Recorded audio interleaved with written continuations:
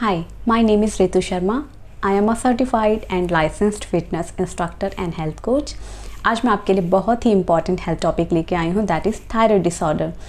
इस वीडियो के थ्रू आज हम जानेंगे व्हाट इज़ थायराइड डिसऑर्डर, ये कितने टाइप का होता है, थायराइड डिसऑर्डर के क्या सिम्टम्स हैं एंड इसके कॉजेज़ क्या हो सकते हैं, इसके लिए हम क्या प्रिकॉशंस एंड ट्रीटमेंट ले सकते हैं। तो let's start it. So what is thyroid? Thyroid किसी डिजीज का नाम नहीं है। थायराइड एक ग्लैंड है, एक एंडोक्राइन ग्लैंड है जो कि यहाँ हमारे नेक के फ्रंट साइड में यहाँ लोकेटेड होती है। बटरफ्लाई शेप की ये ग्लैंड होती है। खाना खाते हैं, जो भी फूड हम खाते हैं उससे मिलने वाला आयोडीन यूज़ करके thyroid gland T3 and T4 अपने ये दो हार्मोन प्रोड्यूस करती है एंड इसे डायरेक्ट ब्लड स्ट्रीम में रिलीज करती है। ब्लड स्ट्रीम में रिलीज करती है जिससे कि बॉडी की every cell, each and every cell can receive those hormone T3 and T4। ये हार्मोन हमारी बॉडी में मेटाबॉलिज्म के लिए and for growth and development के लिए रिस्पॉन्सिबल होते हैं। T3 एंड T4 के हार्मोन जितना होना चाहिए उतना नहीं होता है, then we call it thyroid disorder और थायराइड डिजीज। जब T3 एंड T4 का लेवल ब्लड में कम होता है, this condition is called hypothyroidism.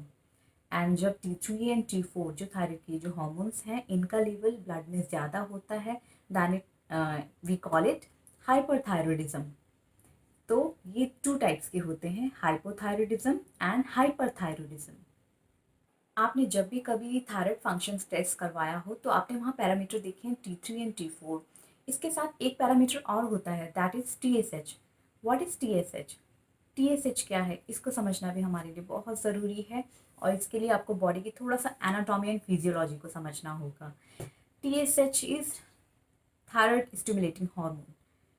अब हम चलते हैं अपने ब्रेन की तरफ। हमारे ब्रेन में होते हैं दो छोटी सी टाइनी ग्लैंड होती हैं, एक होती है हाइपोथैलेमस एंड पिट्यूटरी ग्लैंड। ये दोनों ही ग्लैंड आपस में कनेक्टेड होती हैं।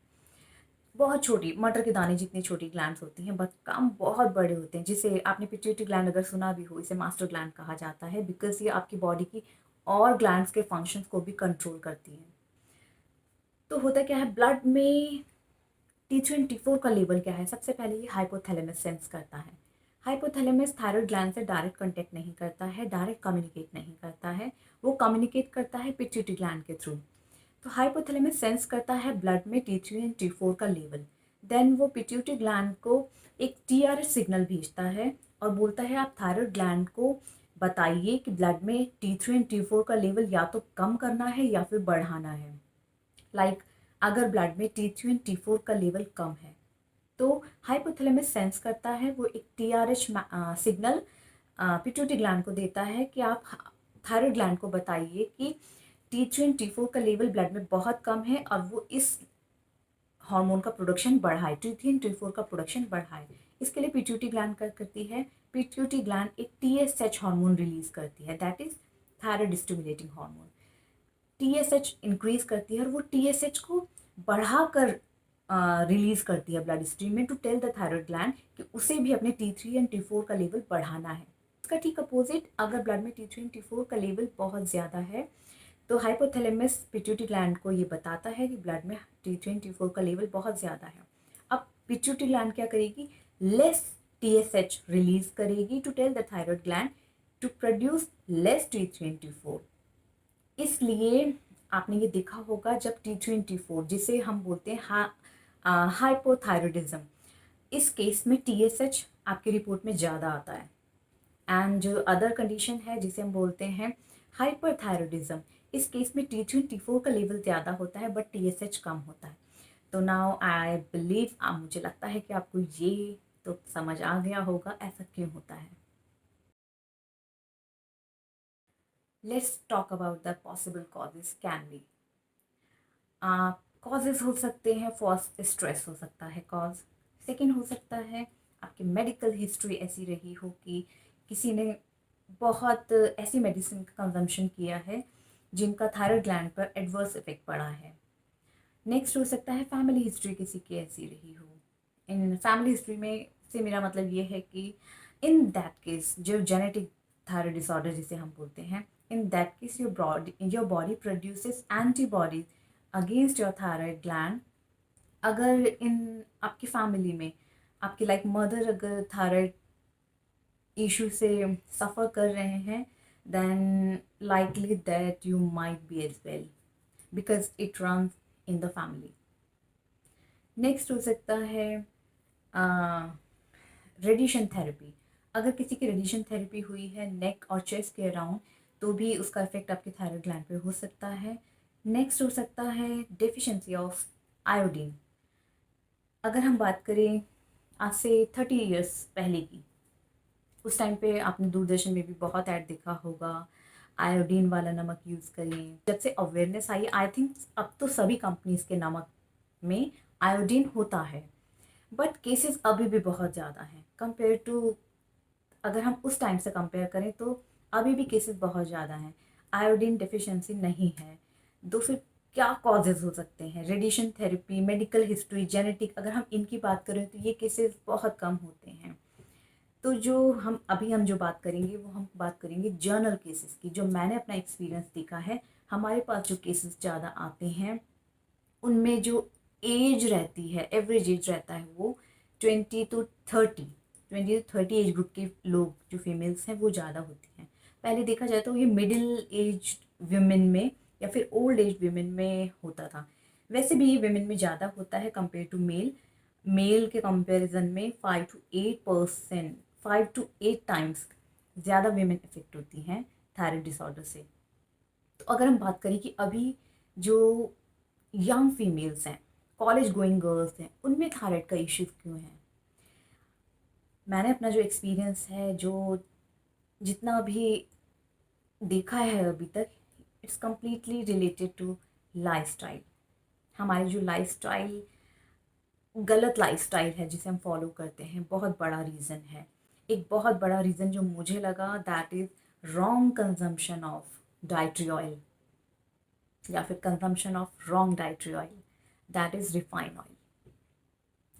कॉलेज गोइंग गर्ल्स हैं, या जो अब एजुकेशन के बाद फीमेल्स घर से बाहर निकल रही हैं, जॉब कर रही हैं, या फिर कैंटीन और मेस पे डिपेंडेंट है, बाहर के फूड पे डिपेंडेंट है, एंड बाहर का खाना लॉन्ग टाइम आपने खाया है, that is completely made of refined oil. Refined oil क्या है? Any kind of vegetable oil, soybean oil, sunflower oil, all that is refined oil, that is polyunsaturated fat. And it's very difficult to avoid such things when you go out for dinner and to eat something, because everything is made of refined oil. Refined oil में होते हैं polyunsaturated fat, जो कि thyroid hormone का production block करते हैं। Also avoid the consumption of processed food. Not all the processed food are bad for the body, but yes, some chemically processed food can have negative health effect, like sauces, mayonnaise, all the packaged food जो आप market से लाते हैं packaged form में, and ये ready to eat होते हैं, इन्हें avoid करना चाहिए। Why do we need proper functions of thyroid gland? It's responsible for good heart health and for a good digestive system as well. इसके अलावा ये हमारी जो बॉडी का मेटाबॉलिज्म है, इसको भी रेगुलेट करता है। What is metabolism? मेटाबॉलिज्म को अगर मैं आपको ईजी वर्ड्स में बताऊँ, then it is the ability of our body to break down the food we eat and convert it into energy. तो आप जो भी कुछ खाते हैं वो इंटेस्टाइन उसे कितना जल्दी प्रोसेस करती है, एंड जो भी आपने खाया है कैलोरीज, उससे आपको कैलोरीज से जो एनर्जी का कन्वर्जन है वो कितना फास्ट है। Now let's talk about the symptoms of thyroid disorder. सबसे पहले बात करते हैं हाइपोथायरॉयडिज्म के बारे में। हाइपोथायरॉयडिज्म के क्या सिम्टम्स हो सकते हैं? सबसे पहला सिम्टम हो सकता है weight gain, next depression, trouble in sleeping, mental and physical fatigue, dry skin and hair, frequent and heavy periods in women, joint and muscle pain, sensitive to cold temperature, brittle fingernails, constipation, slow heart rate, enlarged thyroid gland, high cholesterol, fertility difficulties, impaired memory, laziness. बात करते हैं hyperthyroidism के symptoms के बारे में। पहला symptoms हो सकता है weight loss, rapid heart rate और palpitation, anxiety and nervousness, light and missed periods in women, increased sensitivity to heat, diarrhea, increased appetite, mood swings, hair loss, hand shivering, increased sweating, inability to concentrate, weakness, difficulty in sleeping. Let's talk about the remedies, treatment, and do and don'ts. So, best thing for the people those are suffering from thyroid disorder is pure virgin coconut oil. Yes, it has MCT, that is medium chain triglyceride, that metabolizes quickly, and it also nourishes your thyroid gland. ये thyroid gland को stimulate करता है and उसकी healing में भी help करता है. Yes, and it also helps you to burn belly fat and increase the metabolic activities. चलिए अब बात करते हैं थायराइड पेशेंट्स को क्या प्रिकॉशंस फॉलो करने चाहिए. सबसे पहले do exercises regularly. Next include adequate iodine, selenium, iron, zinc, vitamin A and D rich foods. आपको ये उतनी ही क्वांटिटी में कंज्यूम करना है जितनी आपकी बॉडी की नीड है, ना तो ज़्यादा ना कम. Next, add nuts in your diet such as walnut, almond and seeds. You can add flax seeds and pumpkin seeds, sunflower seed as well. Use pure virgin coconut oil. अगर आप coconut oil को cooking में consume नहीं करना चाहते हैं then you can do oil pulling with coconut oil. You can eat fresh coconut as well as snacks. Next, eat seafoods. Next is drink coriander seeds water before 30 minutes of breakfast. Coriander seeds इसे आपको कैसे ready करना है. First of all you need to take 1 tablespoon of coriander seed, then इसे अच्छे से crush करेंगे, then इसे 1 ग्लास ऑफ वाटर में सोक करना है आपको ओवरनाइट. नेक्स्ट मॉर्निंग आप इस वाटर को विद सीड्स आप इसे बॉईल करेंगे 3 to 4 मिनट, देन इसे सीव करके आपको ल्यूक वार्म पीना है. Because coriander is very healthy and it is extremely rich in folate and antioxidant. इसमें beta carotene होता है that helps in hormone regulation. Next is take good sleep. Next, eat fresh and seasonal fruits daily. Follow right lifestyle. Eat home cooked food. चलिए बात करते हैं thyroid patients को क्या क्या चीज़ें अवॉइड करनी चाहिए. देखिए, there are no specific dietary guidelines but some research does suggest that consumption of soy and soy product may interfere with your ability to absorb thyroid medication. So आप सोय product का consumption कर सकते हैं but in limitation. Next, don't take too much stress, it raises cortisol. Cortisol क्या होता है? Cortisol आपके stress hormones हैं that can make condition worse. Don't take too many raw vegetables, especially cruciferous vegetable. ये क्या होती हैं? Broccoli, like cabbage, cauliflower. इनको आप कच्चा अवॉइड करें खाना. अगर आप खाते हैं तो ये वेल कुक्ड हो, अच्छे से पकाया हुआ हो तो आप खा सकते हैं. Next, avoid plastic container, aluminium and non stick coated utensils. Avoid processed and preservatives added food. Cut down refined sugar, tea and coffee intake. Exercise is the crucial part in order to get the good thyroid hormone. जब भी आप doctor को visit करते हैं तो doctor सबसे पहले आपको बोलता है कि यस, स्टार्ट करें, वर्कआउट स्टार्ट करें टू लूज सम फैट. क्यों ज़रूरी है एक्सरसाइज? जब हम ऑक्सीजन लेते हैं, इनहेल करते हैं तो ऑक्सीजन लेते हैं, वो ऑक्सीजनेटेड ब्लड हमारी बॉडी के एक एक सेल तक पहुंचता है. वो blood through the heart, oxygenated blood lungs के थ्रू हार्ट में जाता है और हार्ट उसको पूरी बॉडी में, ब्रेन, पूरी बॉडी में, every cell of our body को वो ब्लड जाता है, ऑक्सीजनेटेड ब्लड. उस ब्लड में ऑक्सीजन के साथ साथ कई न्यूट्रिएंट्स भी हैं. तो ये न्यूट्रिएंट्स और हमारी बॉडी के सेल तब अच्छे से रिसीव कर पाते हैं जब हमारे सेल स्ट्रांग होते हैं, हमारे सेल हेल्दी होते हैं. इसके लिए ज़रूरी है कि आप एक्सरसाइज करें, आप अपने सेल्स, बॉडी के जो सेल्स हैं उनको स्ट्रॉन्ग बनाएं।